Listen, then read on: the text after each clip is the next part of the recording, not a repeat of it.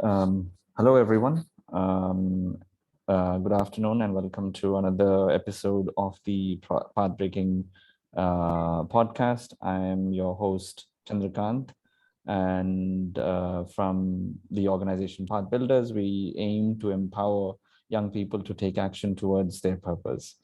These podcasts are called Pathbreaking because we are looking to give you real and practical insights on building a career in the social impact sector. Today, we're joined by Rachna Chandrashekar, who is a good friend and works at Upaya. I'll hand over to her to quickly introduce herself. Rachna? Thanks, Chandrakant. Hi, everyone. So my name is Rachna, and I work as a manager at Upaya Social Ventures. We are primarily an impact investor that supports early stage social enterprises through capacity building and investment support. And I primarily lead the Accelerator program that we run, which primarily caters to the capacity building for the early stage entrepreneurs. Thanks, Rachna. So to get started, could you talk about how you got started and got into the social impact space, and was your first role in sort of the incubation / acceleration work, or how did your journey in the social impact sector begin? Great. So I didn't initially start my career in the social impact space. I think so. After my MBA, I worked for 3 years in sort of consulting roles, which during the course of which I think I started thinking about what I wanted to do next and wanted to kind of explore a more purposeful career. And we used to do a few projects with the World Bank and IFC, which introduced me to some basic concepts about the development sector. And I think as I learned more about it, I was interested to kind of see how I could navigate that space and kind of started reading up more, started reaching out to people who work in the sector. And that's how I came across the initial organization I worked in the space, which was Unlimited India, and kind of joined their team as an incubation associate, so which is basically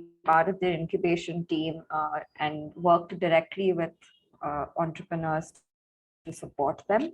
So that's kind of how I got started. Great. Could you share a bit more about the broader sort of what the sector does, what sort of for those that don't fully understand what an accelerator or an impact social impact worker would do, or what kind of work happens? I think you started talking about supporting organizations. Maybe you could shed some more light on the wider work of the accelerator and incubator space. Sure. So I think the whole concept of incubation and acceleration kind of came into the picture because there really wasn't like an infrastructure or an ecosystem that could really help individuals who wanted to set up either a social impact business or even a non-profit. And there was really, like I said, there's so basically no ecosystem or support system which can help them identify how they need to go about it, how they need to kind of build an organization in the space. Uh, but there were more and more organizations that or individuals that wanted to kind of explore this. So incubators basically were set up to support these individuals, and specifically in the social impact sector, it was more about helping them identify what problem you're going to solve, what is the solution that you want to build, and how do you kind of go about it. And then accelerators came into the picture primarily to help these organizations grow and scale. And so I mean, a lot of the support that is given to entrepreneurs through these programs is helping them maybe problem solve, helping them put together the fundamentals of their business, or if it's a not-for-profit, to help them design their programs, and then kind of sort of handhold them through the process of building that out till a certain point in time. Great. No, this is quite insightful.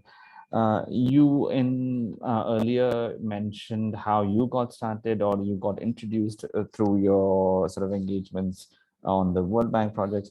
Could you shed some light on what are typical roles freshers would end up playing if they want to follow in your footsteps in terms of, managing an incubation program, managing an acceleration program, maybe even designing these programs? What is the first role a fresher or someone who's fresh to the sector would end up taking up? So I think if you're interested in working with early stage organizations and sort of and also like on the program side of things, it's uh, typically, I think at the initial few years, what you end up doing is largely program management and operations. So I mean, I think, let me take a step back. There are two things to this, right? So one is within every organization, there is a certain purpose and design to the programs that are run. So that typically comes, I mean, you can typically do that after you've sort of been in the ecosystem for a few years and you understand how to go about that. And then, of course, and the second part is a lot of the implementation and execution, which is typically an operational work. So if you're just starting off in that role, let's say as a program analyst or an associate, you're basically focused on implementing the program and sort of like largely project management, if I can call it, but with customized kind of to the sector, to the entrepreneurs that you work with, or to the kind of programs that you're running. And yeah, and I think different organizations could be running programs differently. They could have different theses, they could have different purposes and outcomes, as I mentioned. So, but yeah, I think when you're starting off, it's largely making sure that the implementation and execution of the program is as per plan. Great. Now, building on that, do you think there are other things that in a typical day of a fresher in the space would be doing? You touched on quite a few of those key points. Are there anything else you would like to add that uh, would include as part of your day-to-day activities that a fresher would end up doing in helping implement acceleration or an incubation program that you haven't already shared? Right. So I think for me it was a little bit different because I joined in after like a few years of experience in the consulting space. But I think typically I think even then what typically happens is that part of your day will involve dealing with your program members, like your participants of the program, or cohorts as typically they are called. You're basically dealing with these cohort of entrepreneurs, communicating with them, looking at maybe the request, understanding what that is, or maybe being on conversation, like calls with them or having conversations with them. And it could be with other members of the team who are maybe brainstorming on a particular topic, etc. So I think a part of your day definitely would involve that engagement. And I think that's also one space where you get to learn more about the organizations and what people are doing. And I think partly could be largely driven by internal processes. For example, there will be some amount of documentation work, there will be some amount of process related work that you might have to internally look at. So I would kind of say like your everyday could be a mix of both. On some days, one more than the other. But uh, I think if I were to summarize it, I could kind of put it in these two categories. Great. No, this is really helpful.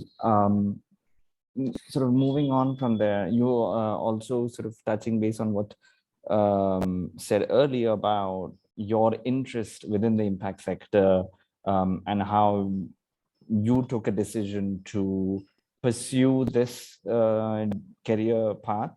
Um, could you share sort of pointers on what individuals could potentially look for before taking this step towards the impact journey? How, like, are there triggers for passion or skill sets that one either has or one would like to acquire as they embark on this journey, or as they even decide to embark on this journey of sort of a social impact sector career? Yeah, so I think, like you mentioned, right, I think one bit is your passion or interest. And I think that's ideally the first step in terms of figuring out uh, if you're sort of looking at this sector, trying to figure out what really your interests are, why do you want to kind of work in this sector? I think sort of like one, figuring out that for yourself is the first thing. I think for me, when I made this switch at that point of time, or by then, I was pretty sure that this is what I wanted to do.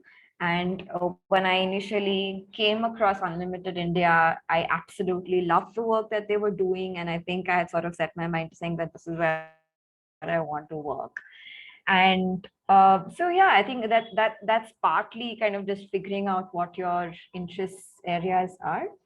Secondly, I think in terms of skill sets, what helped for me is that my first role primarily involved uh, coaching entrepreneurs, along with managing maybe some aspects of the program. So, and I think that kind of came just with my inherent approach to how I engage and deal with people, and having the ability to understand frameworks and tools very quickly, which was helpful in working with the entrepreneurs. Um, and but I mean, I think at the same time, what I mean, I think also before I joined, what I also did is that I think there's also a lot of content and all available there. And back then, it was mostly when I started reading up about the space, I came across certain online courses that which talked about, let's say, theory of change, which talked about, like social entrepreneurship, talked about the whole concept of social enterprises and what's happening and things like that. So I did like Acumen one was one of the platforms where I found a bunch of these courses, which gave me some insight and kind of prepared me for the role. And yeah, so I think that helped me set some context for myself before I joined in. And because I also came with some experience, and I had an MBA, I was able to uh, sort of, I mean, I understood the basics of business, I understood some of the fundamentals, and that, I mean, I think both together kind of helped me learn things pretty quickly once I started working in the space. Great. And among, if you would if you were asked to prioritize the key skills that were either the most useful, or what you think someone in a junior role that is potentially embarking on a similar path as yourself would need to have, whether soft or hard skills that they would need to have, what are your top three key skills, or if you have more, that a junior person would need to acquire or should think about acquiring as they do their role? Okay, so I think the first thing that comes to mind is that, I mean, this essentially, especially when you're talking about program management, it essentially kind of becomes like a project management kind of a role, which means that being organized, and the more organized you are, it really helps. Which kind of leads me to the second thing, which is around, it is a very implementation execution driven role. Mhm. So the ability to multitask, like you in within a day. While like earlier talked about two broad categories of the type of work, so you could be switching between multiple things through the course of the day. And I think being very mindful, being having the ability to pay attention to detail, uh, I think that is I mean, the more you have it, the better it is. And I think communication. I think a lot of this role involves dealing with internal and external stakeholders. And I think just if you're really good at communication, verbal and written, that is definitely a plus point. And um, I think in terms of if you're just new to the sector, I think the more you sort of operate in this environment, you end up learning more about the organizations and the ecosystem. So I would kind of uh, recommend that, okay, that's one area that you can have a little bit of patience and kind of you learn along the way. But of course, I think the more you talk to people and again, there's a lot of content out there. You can read up about organizations and stuff. I think that's the other thing that could really help. No, really insightful. And how would you have tips or suggestions on how people, sort of aspirants in the space, could either learn, refine, or build on these skills? You mentioned earlier how you did a few acumen courses to get a slightly more theoretical, in-depth insight into the space that you wanted to engage in. Are there sort of tips or suggestions on how individuals could sort of refine their communication skills or the other sort of project management, time management skills that you said are quite crucial in doing the role well? Uh, Yeah, I think like I said, right? So I think there are a lot of online courses available now. So I think that's definitely something to explore depending on what you think is your area of interest. So you could find a lot of courses around social entrepreneurship, maybe social innovation, and it could also be like on impact management and things like that. I think there's a wide range, and you could totally like kind of look at any of these to kind of get more context and insight into how things work.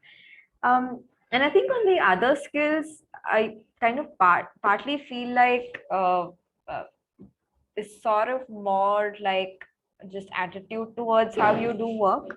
And I know that's a little bit vague, but it I also kind of feel like you get better with that through experience. But yes, I mean, but if you have like the ability to really organize, handle multiple tasks at the same time and communicate well, I mean, this is just one of the roles that you could explore looking at. And I think as you sort of work more on these programs, etc., it probably just gets better over a period of time.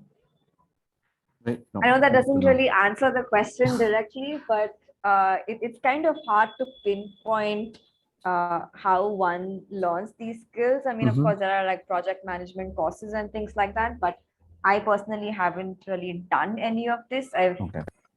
It's partly just the kind of person I am, and partly learned through experience. Also, because, like I said, I was sort of in a consulting role where I was managing a project end to end, dealing with a lot of people. So I think I just picked that up Mhm. very early on. Good to know. Oh, pretty helpful. And could you maybe, if take a slightly step back, and how is there like retrospectively, career progressions tend to look a lot more linear than they actually are when an individual is going through it, right? But if you had to chart a path on someone starting off at a junior level, in a similar path like yourself, Could you share how their journey might look like? So what a career progression might look like 5 years, 10 years down the line? That is actually a great question, and I will be completely honest and say that those are things that even I'm figuring out for myself. But I think if, let's say, you join an organization which runs an incubator and accelerator program, you work on the program for a few years. And I think as you do that, you will learn a lot about the sector and the space. And if you want to grow in the same role, ideally you can get to a point where you're managing or leading a program, uh, which is what sort of, I mean, kind of like the progression that I had, but it kind of just also involves like really taking full ownership about the program, right from design to implementation, and sort of running that end to end. And I think that design sensibilities also kind of come into play. Personally, for me, it was because it was inherently part of my role in my first job in the sector. And that kind of helped me think about how to approach and structure programs in a way that meets the larger outcomes and adds value to the people that we're working with. So I mean, that's one way you can look at it. And I think as you go along, you can move on to organizations that could maybe are running larger programs. You can work within different sectors. You can work within different types of organizations. Like I work with within an impact investing company. You could look at, let's say, other organizations that are other development sector organizations which are funders or donors as well. They also run programs and stuff. So I think there's a lot to explore if this is kind of your interest area. But I think I'll also say that once you're in the sector, if I think it's helpful to constantly and keep an eye out for or understand what your interest areas are and what is it that you like doing. And and I think there's enough opportunities for good talent to even look at slightly different roles, if you're actually interested in them. Good to know. No, that's really helpful.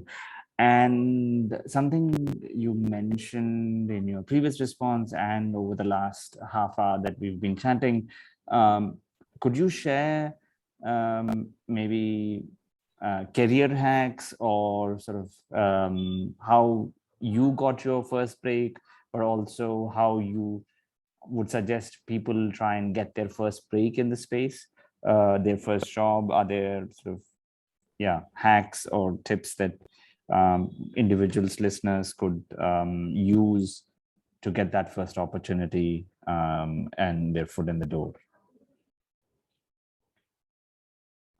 That's interesting. So my experience was that I came across and was introduced to the organization, and I actually didn't or couldn't apply for a job straight away because there wasn't really a particular opening or anything. But I actually really spoke to a couple of people in the team, and I really loved what they were doing. And they were an amazing bunch. And what they initially did was sort of gave me like a part of an assignment that they were working on, which involved some research work, and identifying organizations in the sector, and kind of, like I said, basically doing some research around it. And I actually engaged with them on that for a few months, had more conversations.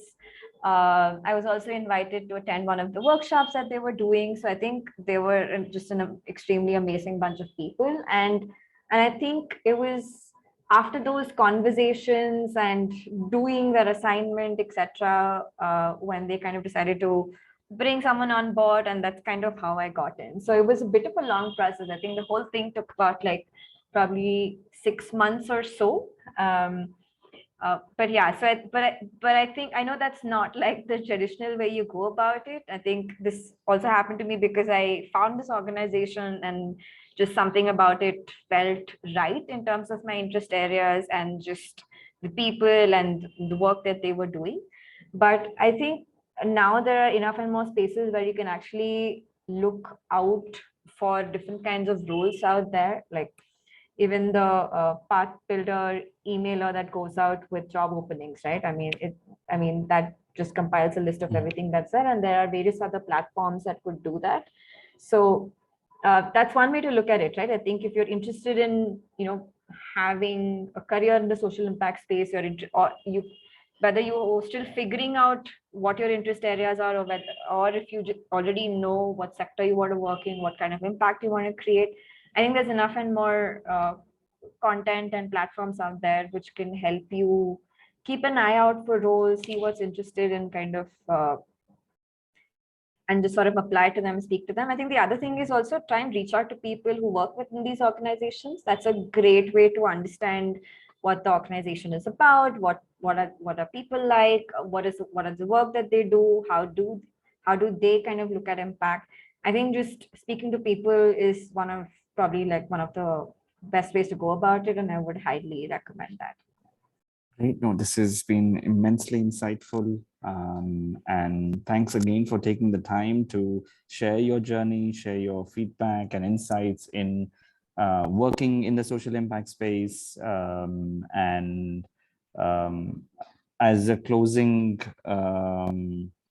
remarks, would like to share anything else that you think you would like to add, what you've shared over the last half hour, for our listeners to take with them as they embark on this social impact journey of their own? Oh wow! I think I shared quite a bit, but yeah, I think for people who are really interested in the sector, uh, please know that there are a lot of opportunities and there are a lot of different kinds of roles that are out there. It is about identifying what you're interested in, and what is the role you either kind of fit in or would want to fit in, and uh, kind of try and navigate that path accordingly, right? Because I think even now there could be some misconceptions about what the sector really is, but there's really a lot more to it than just some of the things that we heard about. And whether it is working for um, a non-profit or an intermediary organization or any other organization in the ecosystem, it's just about figuring out what is it that you want to do and what is it that you would ideally want to build your career in. And I think there's always scope to sort of shift around if it doesn't fit initially. So that shouldn't really be a point of worry when you're getting into the space. Once again, thanks, Rachna. This has been immensely helpful and insightful.